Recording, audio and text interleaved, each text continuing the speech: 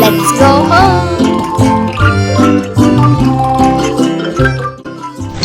Bag pack केली आणि निघाली स्टेशनला. तिथून पकडली कसारा लोकल आणि तिथून नाशिक. नाईट ऑफ करून घरी येऊन मग मी बॅग पॅक करून गेलेली. तो खूप प्रचंड थकली होती. नाशिकला पोहोचता पोहोचता अंधार झालेला होता अक्षरशः. तो रात्री पोहोचताच डायरेक्ट झोपलेली होती.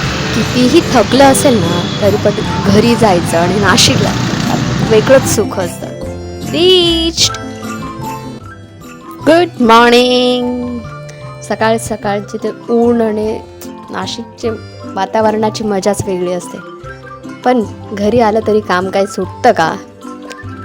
घरी मी नसते तेव्हा मम्मीलाच सगळं आवरावं लागतं. म्हणून मग जेव्हा मी येते तेव्हा थोडीशी मम्मीची हेल्प करते. जितकं होते तेवढंच, नाही तर मी पण पूर्ण आराम करतेच.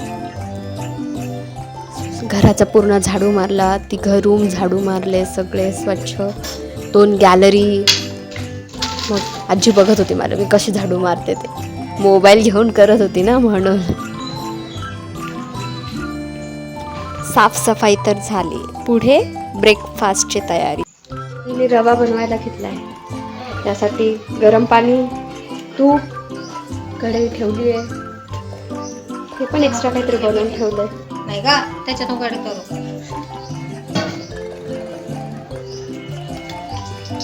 बापरे, स्पेशल तुपात गावठी तूप आहे.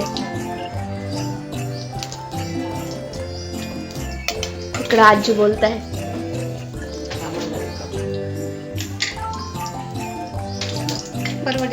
हा रवा टाकला.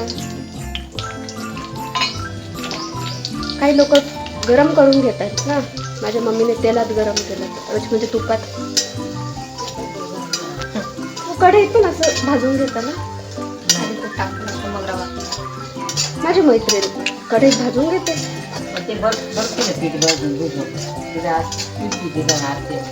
सांगा ही भाषा कोणती होते? बुजना पडत. कमेंट. लालसर होईपर्यंत भाजून घ्या. ओके. तर पाणी टाकलं थोडंसं आणि मस्त मिक्स इट वेल. शुगर.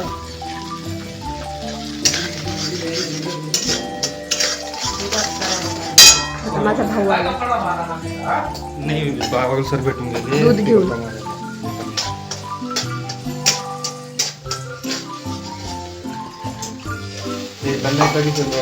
दीड वर्ष गोड रवा होता. गोड रवा जमलं ना. तुम्ही घ्या. काय नाही जमलं आम्हाला. डन. रेडी. चलो. मम्मीने एक कप गिफ्ट केला मला.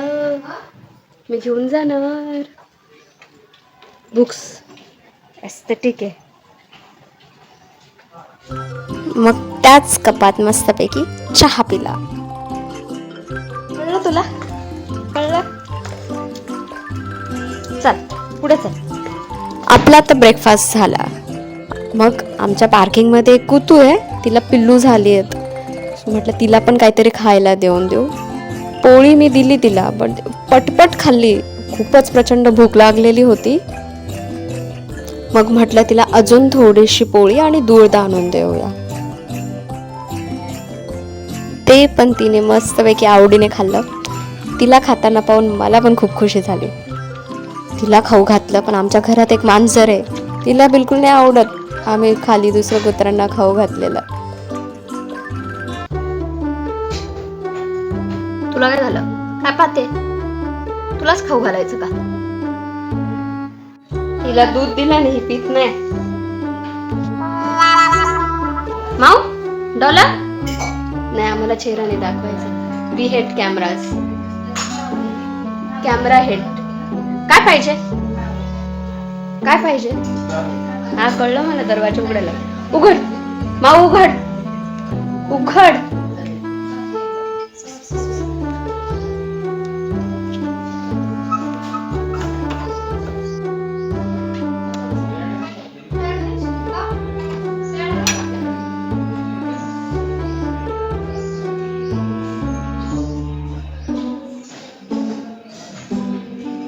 माऊ तर गेली. बाय.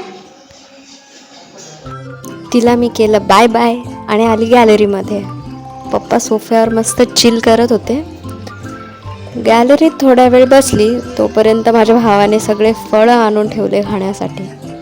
त्यांची तिकडे सुरू झाली ती फ्रूट पार्टी.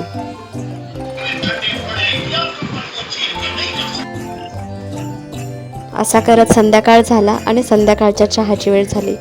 मम्मीने मस्तपैकी गॅलरीमध्ये चहा आणून दिला. तो छानपैकी मी पिला. त्यानंतरून माझा मामा आलेला. मामा म्हणे चला बाहेर जाऊ फिरायला. मग आम्ही गेलो बॅक वॉटर्सला.